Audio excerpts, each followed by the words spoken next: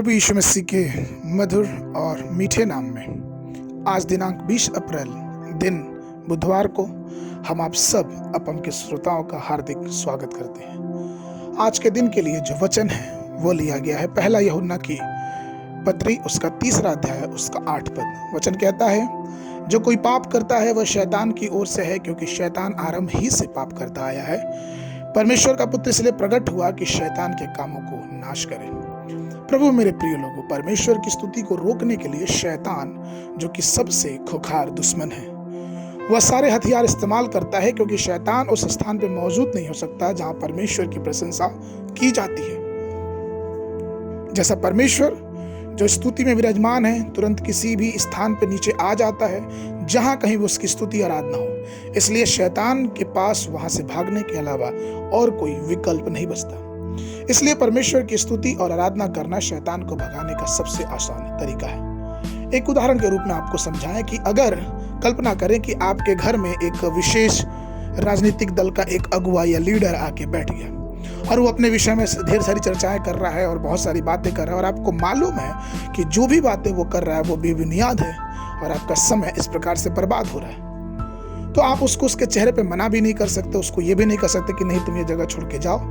तो उसके भगाने का सबसे अच्छा तरीका ये है कि आप उसके सामने उसके विपरीत या फिर उसके विरोध में उठने वाले जो भी नेता लोग हैं उनकी बात आप उसके सामने अच्छी अच्छी बातें करने लगे, उसके विपरीत राजनीतिक दल की प्रशंसा करने लगे। मैं आपको बताऊं कि कुछ समय के बाद वो खुद ही वहां से उठ के आपके घर से वापस चला जाएगा।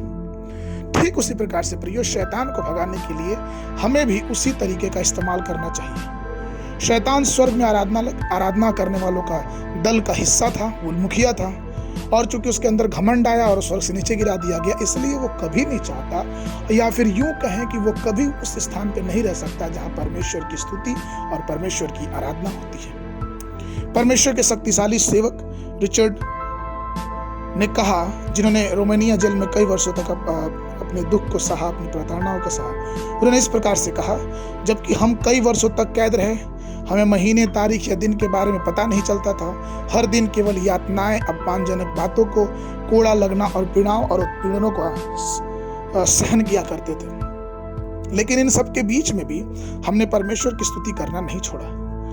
और एक बार ऐसा हुआ कि अधिकारियों ने भोजन में कोई नस्ली दवा मिला दी, जिससे हम लोग को होश नहीं रहता था कि कौन सा दिन क्या है। लेकिन अचंभित रूप से हम सप्ताह के रविवार कोई दिन ही एक बहुत बड़ी आराधना और बहुत बड़ी स्तुति सब जेल के कैदियों के साथ बैठ के करने लगे।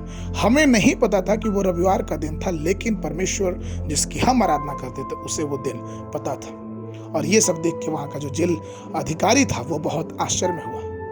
कहने का तात्पर्य है प्रियो कि शैतान जो हमारा दुश्मन है, जो हमारी हर बातों में हमारा पीछा लगा रहता है, उसको अगर हमको हराना है तो हमें याद रखना है कि हम परमेश्वर की स्तुति और परमेश्वर की आराधना करने से ही हम उसे हरा सकते हैं। इसलिए आइए परमेश्वर के लोगों, जैसा आप परमेश्वर की स्तुति करते रहते हैं, इसका मतलब कि शैतान के गढ़ दिन प्रतिदिन हमारे सामने से टूटते रहते हैं और हमारे पास से दूर होते रहते हैं। इसलिए हम शैतान को अपने पैर से कुचलने की सामर्थ्य तभी रखते हैं जब हम परमेश्वर की स्तुति और आराधना दिन प्रतिदिन करते रहते हैं।